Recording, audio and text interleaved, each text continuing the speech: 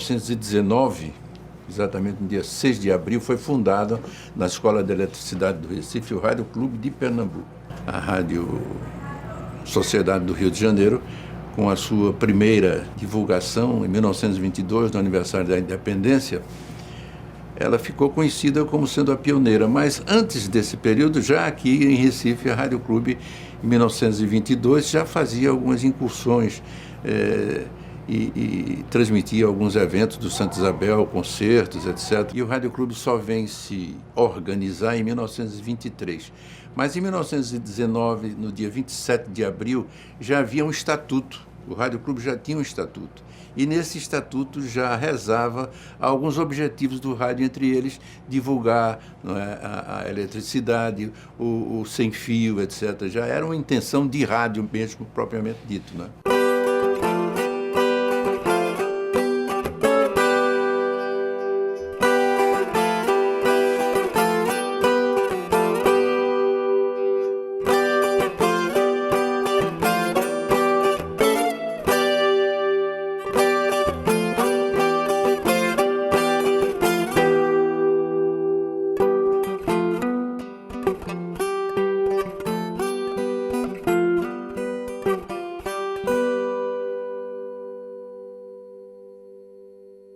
Geraldo Freire, o comunicador da maioria.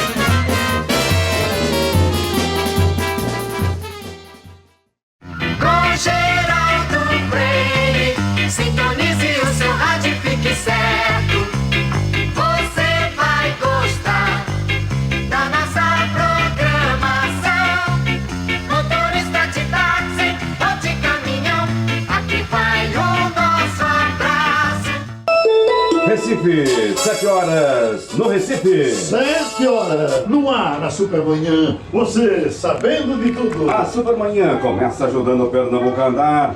A hora para eu chegar regularmente aqui é 3. Quando não é horário de verão, eu posso me atrasar 3h30, mais ou menos. A diferença dos feriados e dias santos pesados é que, como uma notícia circula com mais dificuldade, aí chega mais cedo. Eu chego, às vezes, 2 horas, 1h30. Às vezes não dá nem para dormir, porque eu fico pensando como é que eu vou encher. O programa vai de 7 a meio-dia. Como é que eu vou encher 5 horas de notícia sem notícia? Então eu tenho que ficar feito um doido.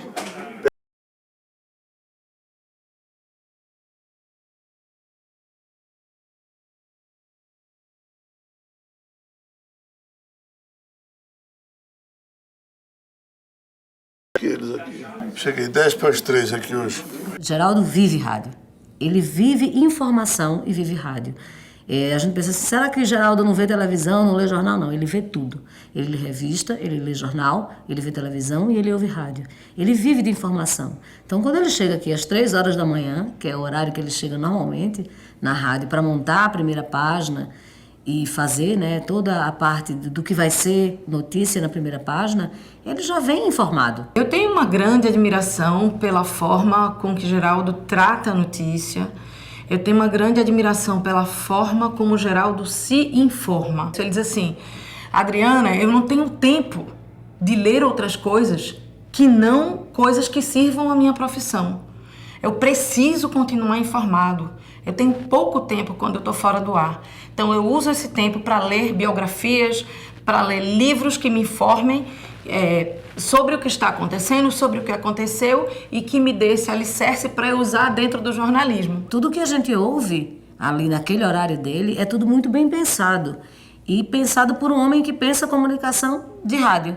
Então, você vai ver todos os elementos ali de um bom comunicador. Ele começa de uma forma mais ágil, depois ele dá uma pausa e vai para um assunto mais leve, depois ele esquenta de novo, traz outras informações mais pesadas, depois ele traz uma coisa mais leve. Então ele sabe dosar isso para que o ouvinte ele não se canse. Algumas pessoas, às vezes, são levadas a pensar, eu acho que de uma maneira equivocada, que o sentido, digamos, da espontaneidade de Geraldo faz com que ele faça as coisas de improviso, não é verdade? Cada programa de Geraldo, cada debate, cada programa como um todo é estudado e pesquisado, tem uma equipe, sempre teve produtores com quem se sentou, com quem monta o programa.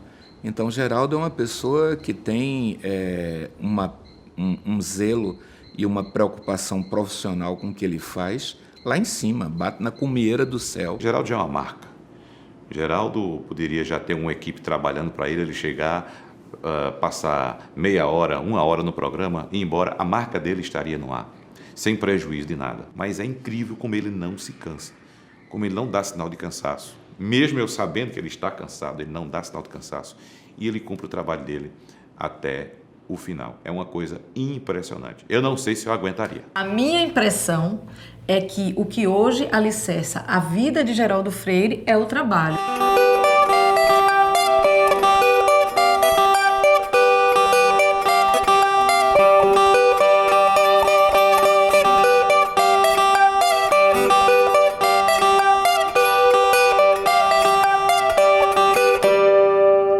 Morava numa serra chamada Caririaçu, um distrito do Juazeiro do Padre Cícero. E aí a minha tia Zefinha, que morava aqui, mandou uma carta para minha mãe, que se chamava Odília, que morava no Juazeiro, dizendo que tinha aparecido um emprego para papai, que viesse urgente. Então eu saí de lá com a minha mãe parida por 1 ou 2 dias. Pesqueira naquele tempo, eu estou falando aí de anos beirando os anos 50 e 51, perto de 60, que Pesqueira fervia com emprego, a peixe, a rosa, a tigre, né? E com as pessoas, inclusive, como matéria-prima do trabalho, que era goiaba e tomate, pegada aqui. Todas as pessoas que produziam aqui vendiam ali embaixo, né? Caminhões e mais caminhões. Então o emprego fervia em Pesqueira. Por um erro de Deus, mamãe morreu com 30 anos e eu fiquei com 5. Mamãe teve uma dor às 8 horas da manhã e morreu às 8 horas da noite do mesmo dia. E nós ficamos então, eu, minhas 2 irmãs, papai, a essa altura já tinha roçado aqui em cima e já tinha uma namorada aqui em cima. Foi só uma transferência. Ele veio para cá com Dona Inácia, que passou a ser minha madrasta, e as minhas tias, quando disseram o quê? As minhas sobrinhas vão ser criadas com madrasta, de jeito nenhum, vamos buscar. Quando é um dia, as minhas tias acertaram que elas iriam para Pesqueira e de lá elas levavam, e papai não abria mão de mim, eu tinha que ficar com ele para ir para o roçado, me lascar. Papai chegou a me dar uma surra porque eu fui para a escola. Essa foi uma das razões de eu ter fugido.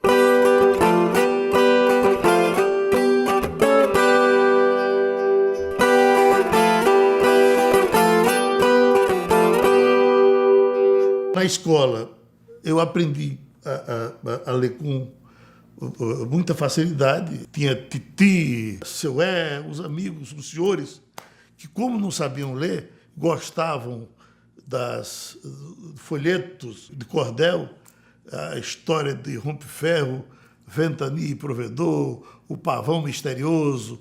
E aí eles se reuniam em casa, eu lia aqueles folhetos para eles, eles me davam alguma coisa, me ajudavam com um dinheiro qualquer para comprar uma bolacha. E Titi ficava me dando conselho para eu fugir de Pesqueira.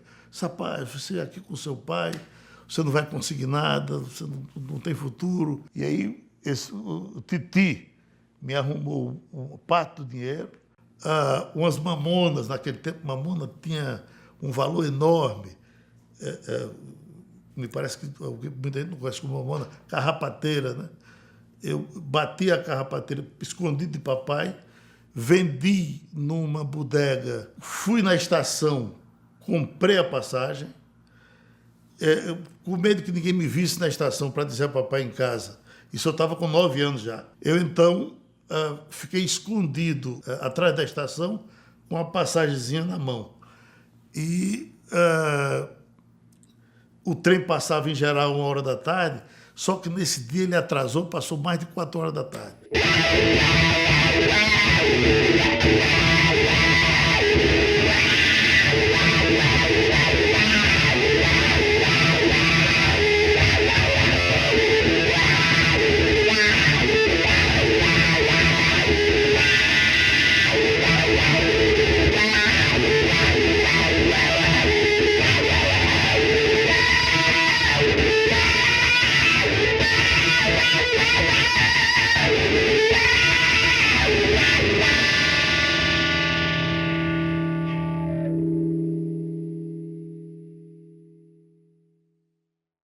Eu tinha ficado estrategicamente num dos vagões lá de trás, acho que o trem devia ter uns 20 vagões mais ou menos, mas eu não podia ficar num lugar onde passasse muita gente, eu tinha que ficar onde passasse menos gente. Quando ele chegou aqui era mais de meia-noite. De lá para cá eu não fui para canto nenhum, não mijei, não fiz nada, vim plantado. Aí me levantei e, evidentemente, na minha pressa para ir embora, fui em frente, atravessei essa rua, mas eu estava tão desesperado e com vontade de chegar no meu destino que o ônibus que foi passando ali era um ônibus verde. Eu entrei nesse ônibus verde pensando que ele era da Nápoles, que servia a minha região lá de Arroio da Água Fria. E não era um ônibus do Engenho do Meio, que eu não sei de que empresa foi, e lá vai para Engenho do Meio, lá vai pra... sem eu saber para onde ia, achava que estava indo para Água Fria. Foi quando o motorista me perguntou se eu... Onde é que eu ia? Eu disse que ia para Água Fria. Ele disse, olha, essa é a minha última viagem e você está no Engenho do Meio. Se eu não podia entrar, se eu não podia ir andando para Água Fria. Ele disse, não pode. Eu não volto mais para Recife, mas você, aquele ônibus que vem ali, eu vou pedir ao meu colega para levar. Me passou naquela janelinha e disse, olha, deixa esse bonequinho aqui no ônibus.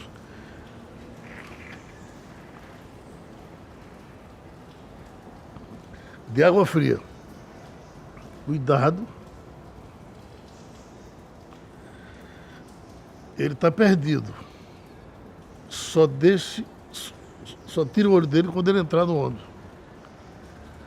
O cara fez isso.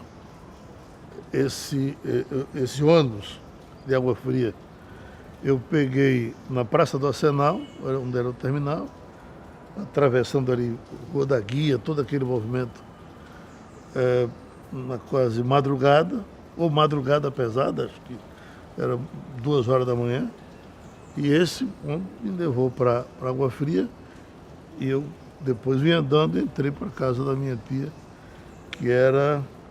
Eu vou me arriscar a dizer o número, porque essas coisas ficam... Era Rua Ramis Galvão, 340, ou era 360. Mas eu preciso ver a atenção de quem eu estava fugindo com a idade que eu tinha. Foi um negócio desesperador. Às vezes até eu não tenho fé em Deus, mas eu sempre tive uma coisa assim muito... Eu achava a minha mãe muito presente.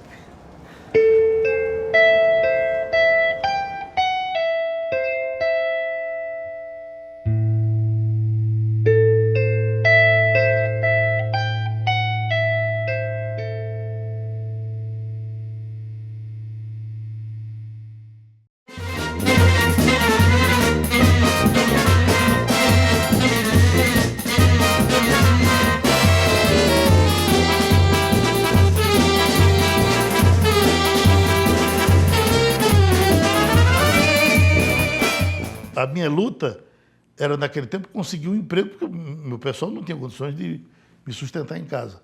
E eu fiquei esperando que aparecesse. Fui procurar na rua, cheguei me lembro que tinha uma casa ali por trás do Campo de Santa Cruz, chamada Chácara das Rosas. O pessoal plantava rosas e precisa-se de um menino. Eu fui para lá, não sei por que não fiquei na Chácara das Rosas. Depois eu trabalhei numa casa de família, lá mesmo na Rua Bolívar, no Arruda. Minha irmã, então, arrumou um emprego para mim, de uma senhora que vendia bolsas na feira, na Rua Padre Lemos. Qual era o meu serviço? Era botar as bolsas na mala, em 2 carradas eu levava para a casa dela, e na manhã seguinte eu trazia as bolsas, armava lá a barraca na feira e ela ficava vendendo. Foi quando me apareceu um rapaz, chegou e me disse, olha, tem um emprego bom no Edifício Continental, que é para entregar cartas. Nesse período aí, eu entregando carta, eu fui entregar uma carta em Salgadinho e uma senhora loura começou a conversar comigo. Pai, você é um menino tão esperto. O meu marido tem um amigo que está precisando de um menino desse para trabalhar de contínuo lá no escritório dele. Ela disse, o meu marido é Ivo Gomes. Ele é operador de som da Rádio Jornal do Comércio. Aí eu fui falar com o Ivo Gomes. Cheguei lá, ele me deu onde eu encontrava o jornalista Hermes de Mello. Era Organização Hermes Publicidade. Seu Hermes era funcionário do INSS, mas era daquele tempo que ele deixava o paletó e ia para a rua vender pequenas propagandas. E a minha função era varrer o escritório e pegar um gravador que naquele tempo era mais ou menos uma caixa desse tamanho, já era dos modernos, era uma caixa branca desse tamanho, com um transformador das geladeiras antigas. Ele dizia, olha, menino, traga o gravador aqui no Sindicato dos Trabalhadores do Açúcar. De imediato eu fechava o gravadorzão, botava o transformador em cima, botava na cabeça, corria para lá. Todos esses sindicatos quase tinham um contrato com ele. O Sindicato dos Tecelões, o Sindicato dos Motoristas. Num desses dias, o presidente do sindicato, o interventor do Sindicato dos Tecelões, era um capitão de mar e guerra, era um marinheiro. E seu Hermes marcou comigo para eu levar o gravador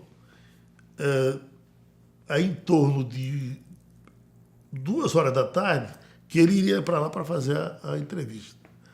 E quando chegou no sindicato, eu chego no sindicato, aí deu 2 horas, 3 horas, 4 horas, 5 horas, ele não chegou. Aí eu digo, e agora? O capitão aqui vai terminar rompendo o contrato. Aí eu digo, eu vou fazer as perguntas ao senhor. Aí ele sentou, se você vai fazer, vou. Eu fiz aquelas perguntas, porque eu achava, se eu me fazer aquilo, papai, meu Deus, jornalista, cheio de moral, qualquer pessoa pergunta essas besteiras. Aí eu fiz as perguntas, levei para o escritório, e quando aí pelas 7 horas da noite foi a hora que ele chegou. Chegou tudo apavorado. Aí disse, Geraldo, o menino, como foi o negócio lá? Eu digo, olha, o capitão me parece que estava com raiva. E eu, para salvar sua pele, eu fiz o seguinte, eu gravei a entrevista. Gravou como? Se eu fiz as perguntas. Você é doido, você fez as perguntas. Bota aí para eu ouvir. Aí eu botei, ele ouviu e disse, você é que vai ficar fazendo isso agora. Eu estou livre das gravações. Aí pronto, a partir dali, e ele me forneceu uma carteira, a carteira tinha repórter amador. Porque esse negócio da rádio, eu nunca pensei nisso. Na verdade, o meu grande sonho quando eu cheguei aqui, eu era encantado com aquele assessorista que puxava aquela alavanca. Eu ficava horas e horas vendo aquele cara trabalhar, achando aquilo uma maravilha. A coisa da rádio não estava na minha cabeça. Mas com essa entrada na rádio, eu passei a apresentar o programa algumas vezes e fiquei, então, interessado quando aparecia teste na rádio, eu fazia para ver se arrumava uma vaga de locutor na rádio. Apareciam os concursos, eu entrava, nunca passei nenhum. Foi quando apareceu uma vaga na Rádio Repórter, que era na Bomba do Emetério, ela funcionava junto do transmissor, e aí me apareceu uma possibilidade de fazer um horário, me botaram lá, apresentando um programa, na abertura do Minha Música, por favor, e foi o primeiro título de programa que eu tive, era às 2 horas da tarde, então Minha Música, por favor, alguém telefonava, e eu oferecia a música, e pronto, a partir daí eu tive a carteira assinada, me parece que era 100 cruzeiros novos por mês, e minha carteira foi assinada no dia 1º de agosto de 1968. Geraldo sempre foi muito espontâneo, ele é assim no rádio e assim fora do rádio. né? Você conversando com ele, ele é a mesma pessoa, ele não muda, né? As pessoas conhecem ele do jeito que ele é, né? E ele é capaz de falar coisas duras para alguém, né? E as pessoas entendem como palavras leves, mas construtivas. Ele nunca levou um palavrão para o ar que as pessoas se chocassem com aquilo, porque elas viam ali a mais absoluta espontaneidade. Era algo que não tinha sequer o sentido de uma maldade. Isso dá a ele um sentido de uma originalidade absoluta. É isso que cativa.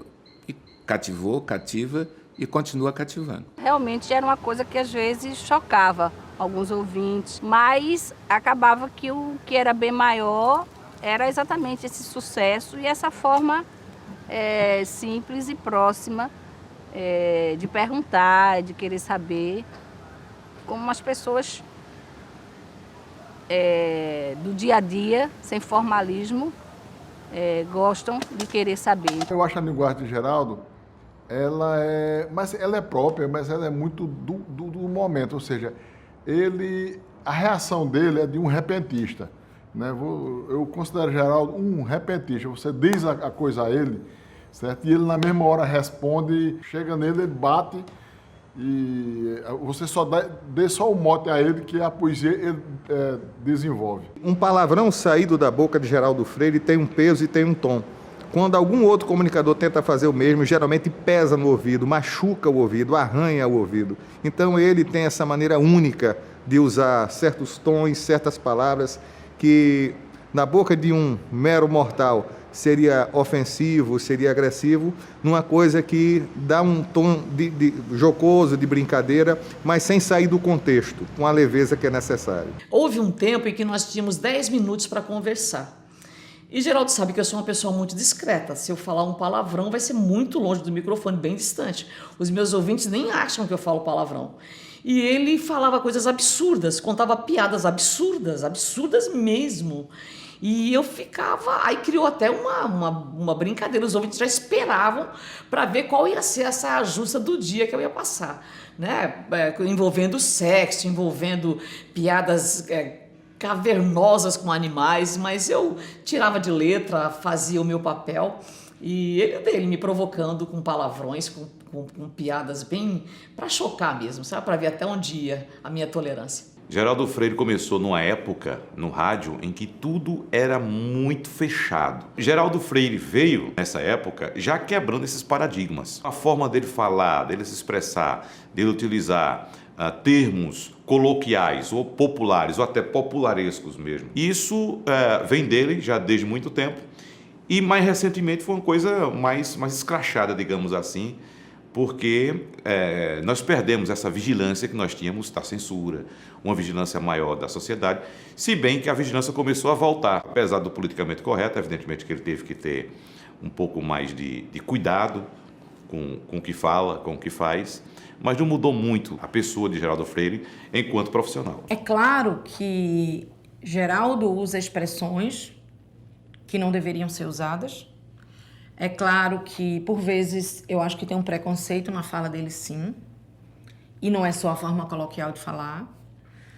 Mas eu acho também que ele já está se propondo uma grande transformação. Não é porque ele diz que a pessoa é um sapatão que se estabelece distância, que ele olha essas pessoas de cima para baixo, que olha essas pessoas ou médio avalia por preconceito. A prática dele de vida na relação com essas pessoas que estariam lá do outro lado de pessoas discriminadas, a prática dele congrega, não afasta. Nenhuma dessas pessoas nunca deixou de ter espaço no programa para falar sobre suas causas, sobre seus dramas, sobre seus conflitos. Eu fazia o programa na rádio e fui fazer futebol como repórter esportivo da equipe de César Brasil. Eu fazia o volante puxando o fio para a rádio repórter. Fui fazer reportagem, naquele tempo não tinha a transmissão, eu vi os tapes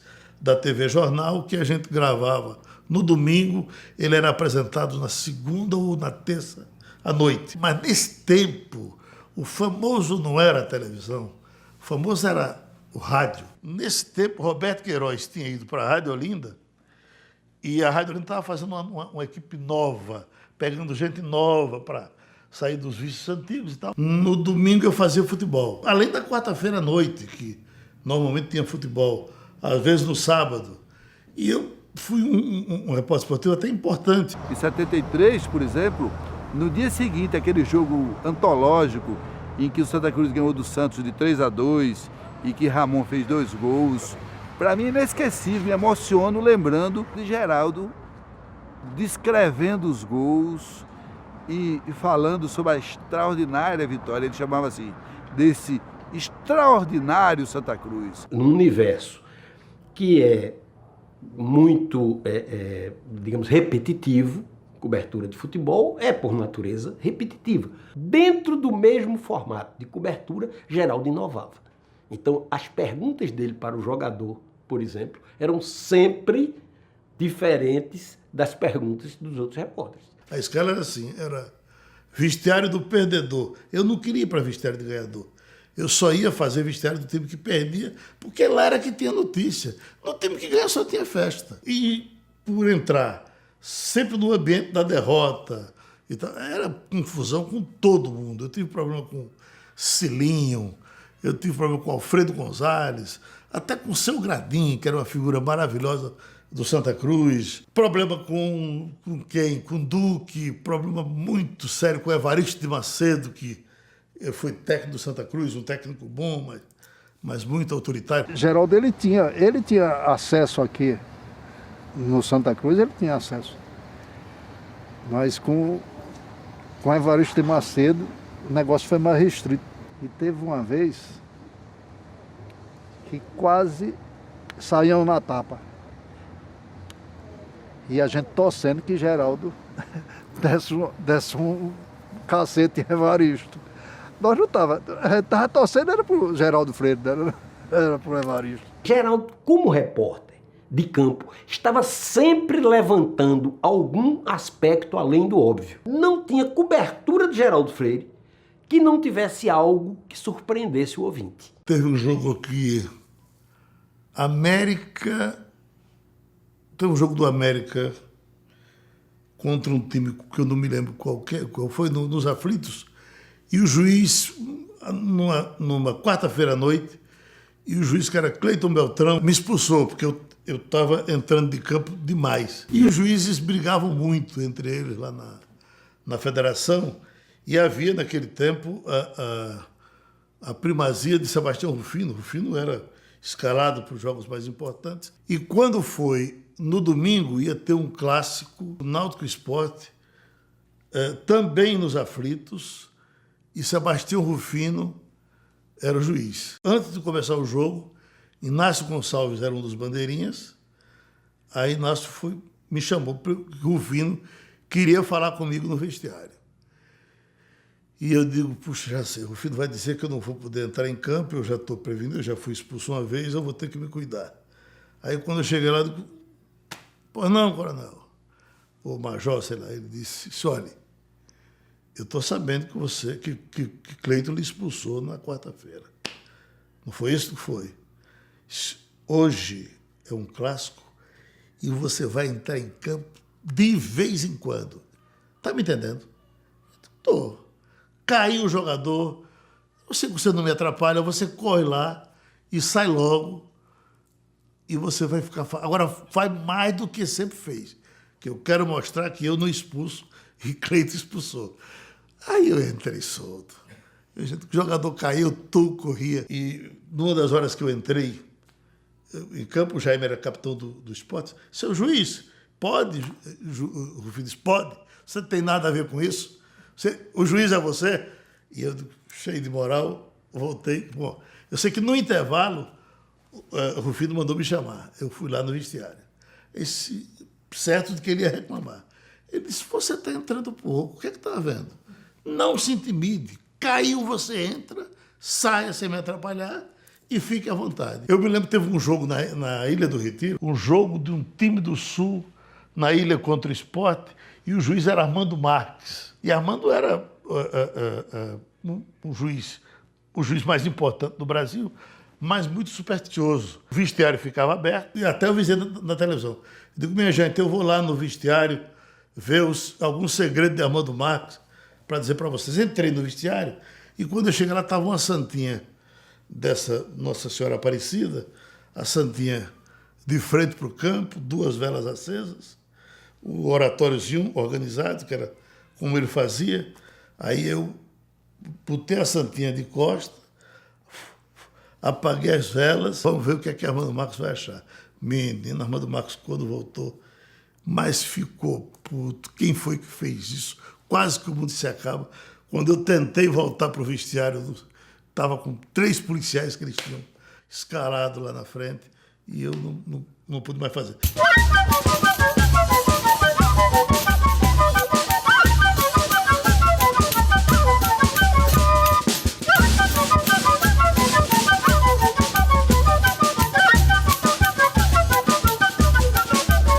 Na Rádio Capibaribe eu fazia um programa de 6 da manhã ao meio-dia. Era uma jornada pesadíssima. E nós tínhamos que encontrar alguma coisa criativa para a rádio vender. E eu, então, tive a ideia de fazer um time de futebol. A rádio tinha espaço, tinha um campo lá atrás. Aí um time de futebol chamado o Vassoura. Esse time... Por que Vassoura? Porque quase todo motorista tinha uma namorada que era empregada doméstica. Aí eu juntei o motorista de táxi com a empregada doméstica. Veja que teve uma pesquisa do Ibope exclusiva com táxi. A Rádio Capibaribe se aproximava dos 90% de audiência em táxi. E a rádio passou a vender com facilidade, porque naquele tempo você tinha o carro, a venda do carro, as casas de peça, postos de gasolina, bateria. A rádio passou a ter um grande nicho comercial em cima desse pessoal. E eu me lembro que nós fomos uma vez jogar, o Vassoura foi jogar contra o Alto Esporte em João Pessoa. Mais de 300 táxis foram acompanhando o Vassoura até lá. Era um espetáculo que os táxis davam na cidade. O Vassoura fez um bom sucesso, tivemos uma sede, jogamos aí contra todo mundo. Havia um negócio que o Vassoura não podia perder. No dia que perdesse, a gente acabava o time. Enfim, quando o pessoal sentia que ia perder, danava-se a brigar. Era cada briga do tamanho do mundo. Conseguimos fazer bons times. Jogamos na Ilha do Retiro contra o Sport. Me parece que perdemos de 3-1. E eu vivi esse período aí que o Vassoura correu frouxo aí por uns 5 anos, mais ou menos. Aí depois perdeu a graça. Mas o Vassoura fez sucesso aqui. Foi um time muito conhecido. As cidades brasileiras e o destino no lixo, no debate desta terça-feira. O lixo e os problemas das pequenas e grandes cidades. O debate que ele criou na rádio é uma coisa muito importante, porque ele não só comunica, não só ouve o ouvinte, não só ouve o repórter, ele sempre tem um noticiarista com ele. Geraldo já entrevistou o presidente da República, Geraldo entrevista um gari.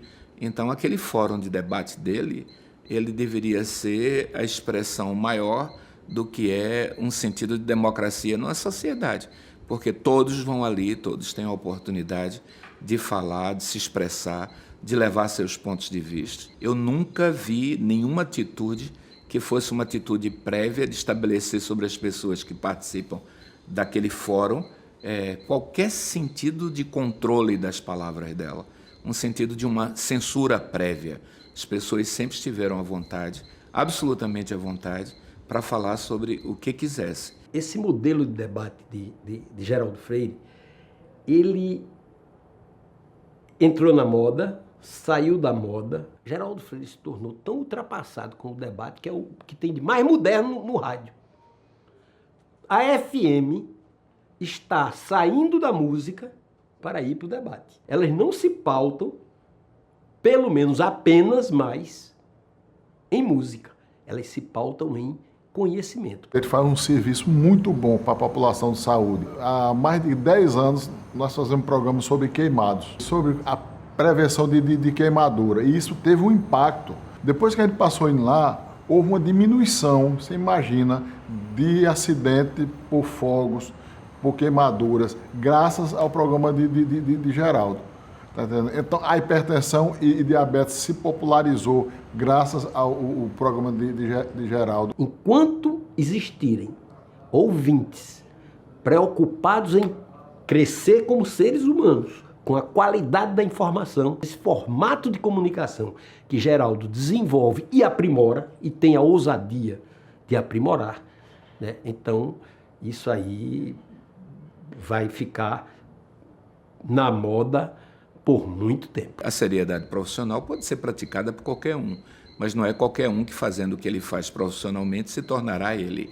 Ele tem o registro dele, a marca dele, a marca d'água, né? O sinete dele. E esse sinete é uma originalidade que ele leva para o ar, como pouquíssimas pessoas levam para o ar, não digo nem Pernambuco.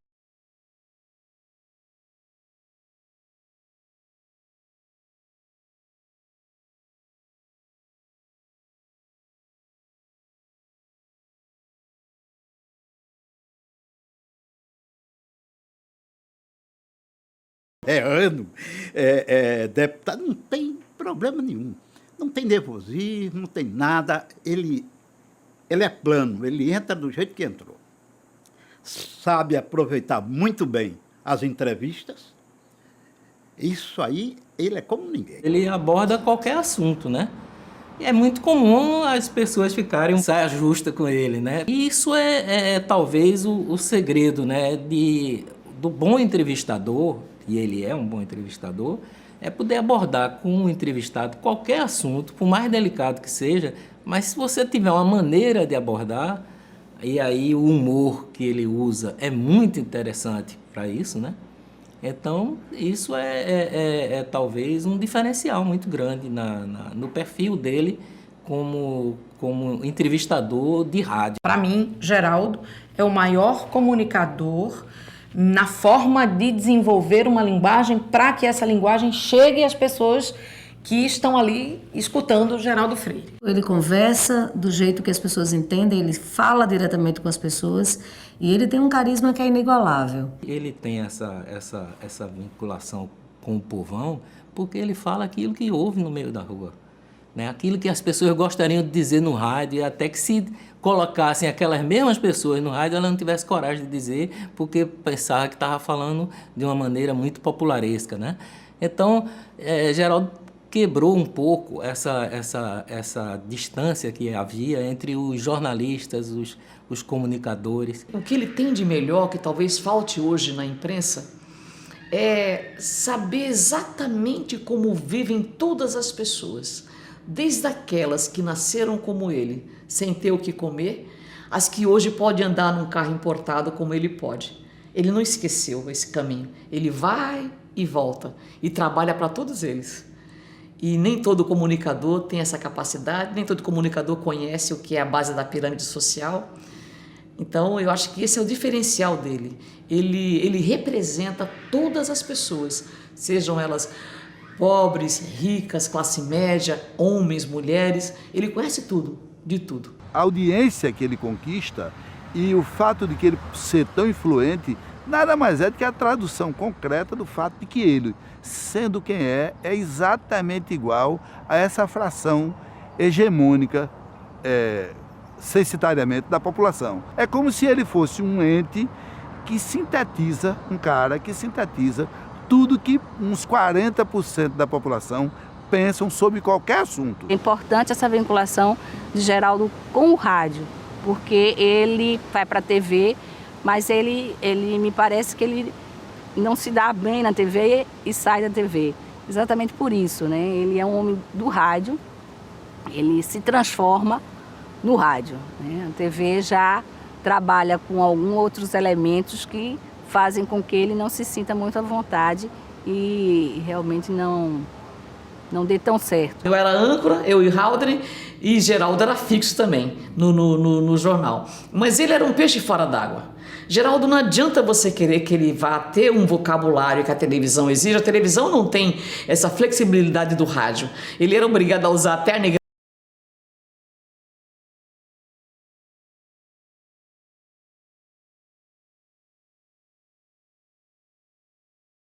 rindo no seu programa. Por isso, é mais fácil viver quando você fala com a gente. Geraldo Freire faz parte da minha história. Rádio Jornal, Rádio Olinda, Rádio Clube. Pra onde ele ia, ele levava a gente. Pra onde a vaca vai, o boi vai atrás daquele negócio todo. A gente conseguiu abalar, mexer com esse Recife, tá entendendo? Mexer com o emocional das pessoas. Se eu tivesse que rever tudo isso, eu faria tudo novamente, sem nenhum problema. O azulzinho chegava, era sinônimo de que a notícia estava chegando. Era um fusquinha azul com as letras vermelhas, com o serviço de alto-falante em cima, né, que onde a gente chegava, as pessoas sabiam, né, porque a gente tinha tanto a vertente de prestação de serviço, como a vertente de distribuir prêmios para as pessoas. A gente deu geladeiras, cestas básicas. Nós chegamos, numa dessas idas para a Rádio Jornal, a sortear um apartamento lá na Vila Popular, em Olinda. Geraldo era o grande comandante do time, né? Ele ficava no estúdio. Eram várias pessoas que trabalhavam com o intuito de fazer da Supermanhã o maior programa de informação, de entretenimento do rádio pernambucano e acabou se tornando do rádio brasileiro, pela sua importância, pela sua audiência, né, e pela característica que ele tem aqui na região. O slogan do comunicador da maioria não é à toa. Geraldo é líder de audiência absoluto há muitos anos. O horário dele, se você comparar em termos de estado de Pernambuco, é líder absoluto. Se a gente for comparar proporcionalmente com outras cidades, com outros estados, ele também é líder. Desde que ele começou a despertar no rádio, ele teve alguns concorrentes de peso que ombreavam com ele lado a lado. Mas o que acontece é que o Geraldo continuou, permaneceu desde aquele tempo e aquelas concorrentes foram desaparecendo aos poucos. Hoje ele é o único, eu diria quase o único.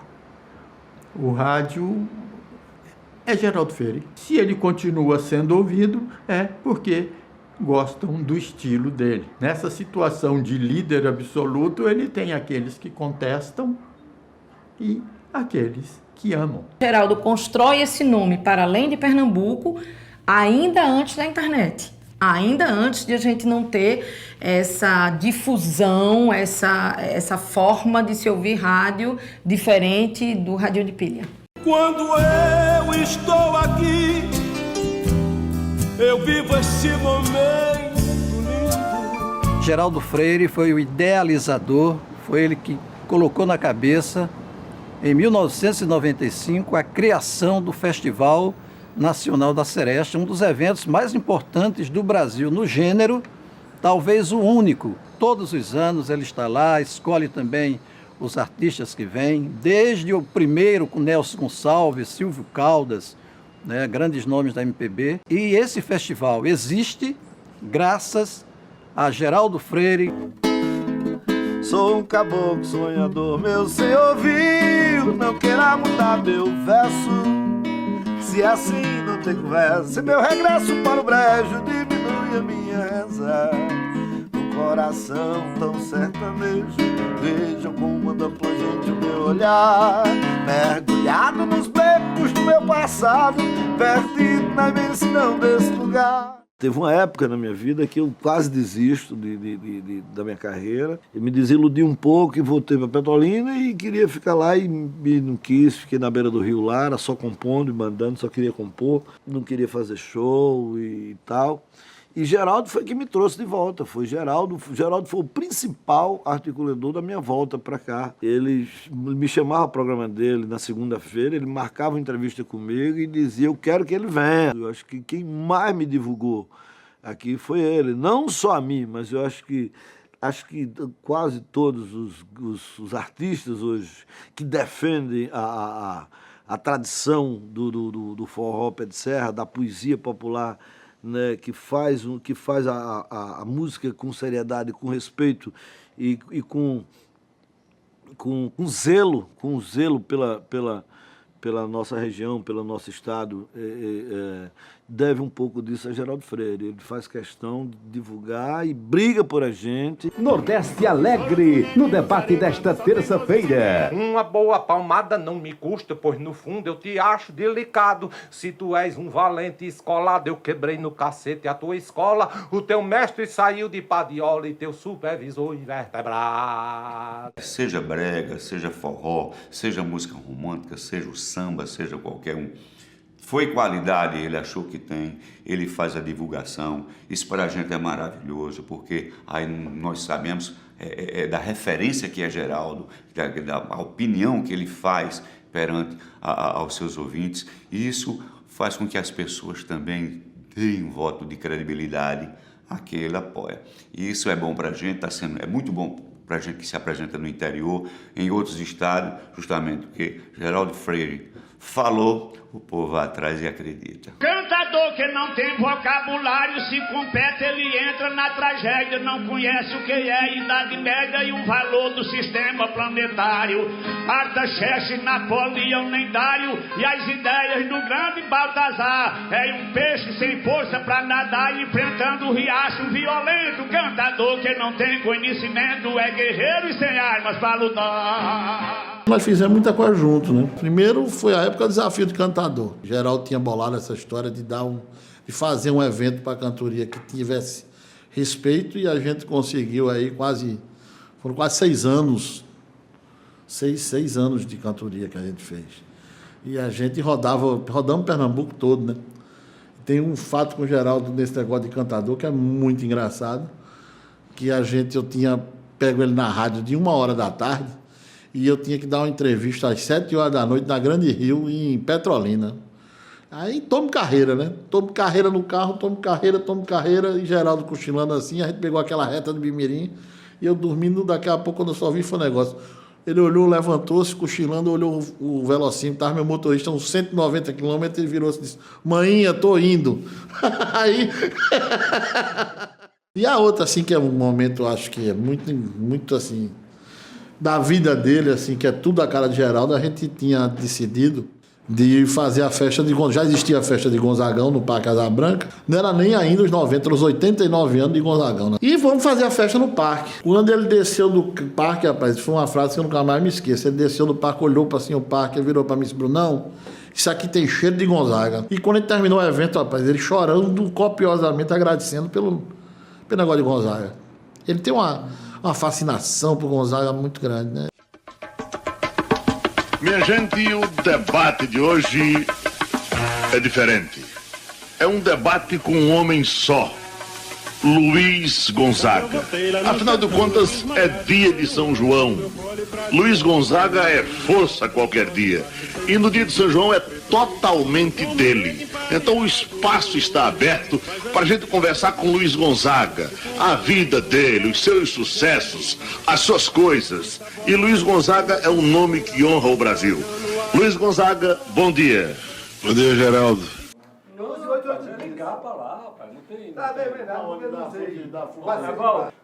Aqui não é uma brutalidade, aqui Esse almoço já tem mais de 20 anos. Ele começou no final de 98, eu me lembro, e foi juntando amigos nossos, parceiros de outras áreas, e isso a gente discute todos os assuntos possíveis e imaginários na quarta-feira.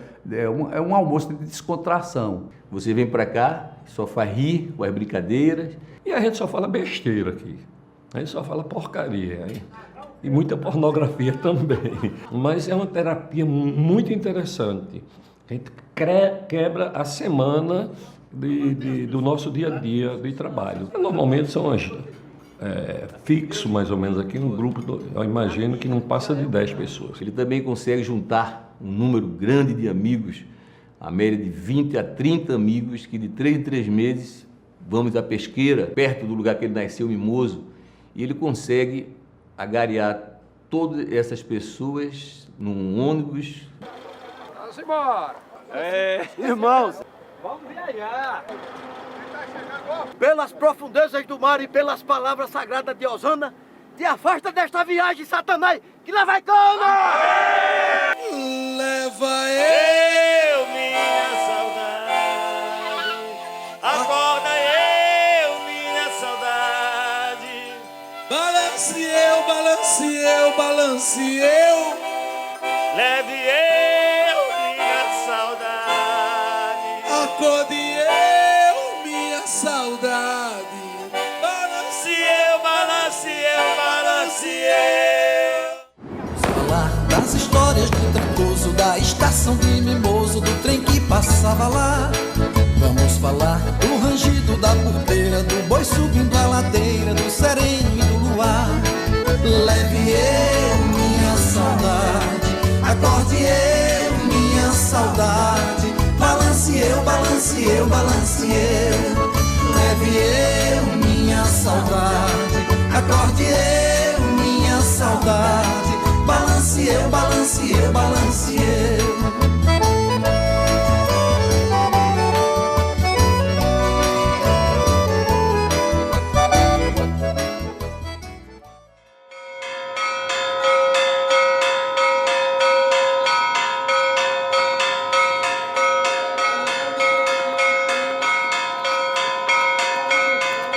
Nós levamos também muitas coisas. Geraldo, dentro da solidariedade, que é algo muito marcante da personalidade dele, a gente arrecada roupa, alimentos e principalmente o próprio Geraldo, né, para distribuir para os mais necessitados, de pesqueira, da área rural mesmo, onde a gente chega. Como ele chama? Dos índiozinhos, né? 3, 4 vezes por ano eles estão aqui. Ele liga, tudo bem, marca.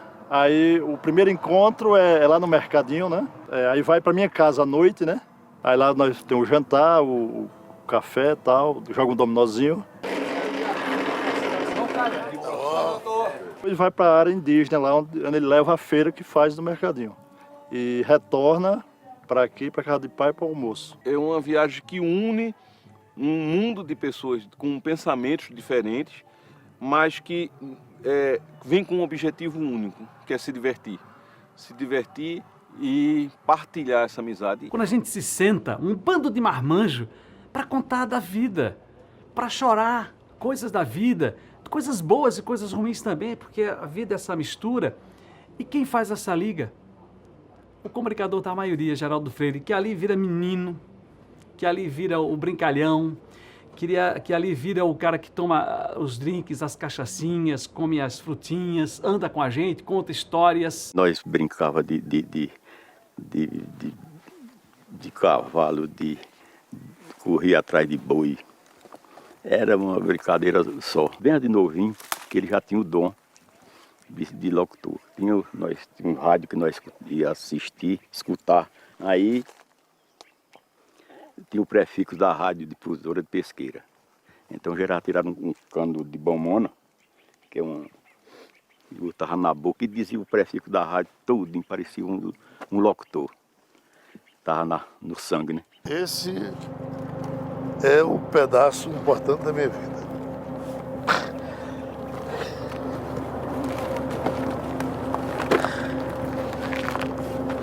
Aqui eu cheguei com 5 anos.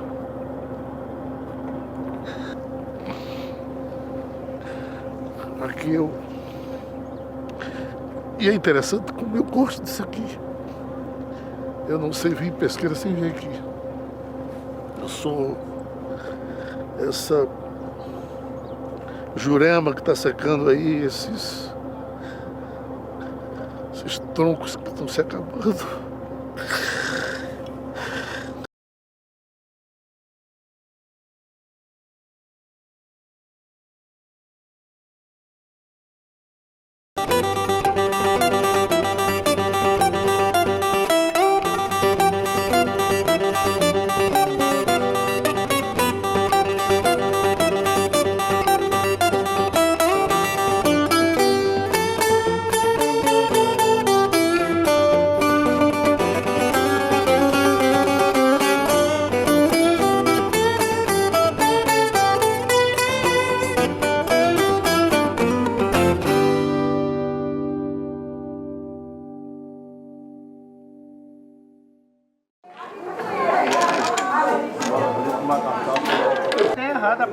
não entrava lá e lá. Eu pego minha mulher, vem pra cá. Se o filho quiser vir, tudo bem. Se não quiser, a gente já fica aqui, os amigos chegam, jogam dominó no sábado. No domingo a gente desce, o trabalho começa de novo e a vida continua até 2080.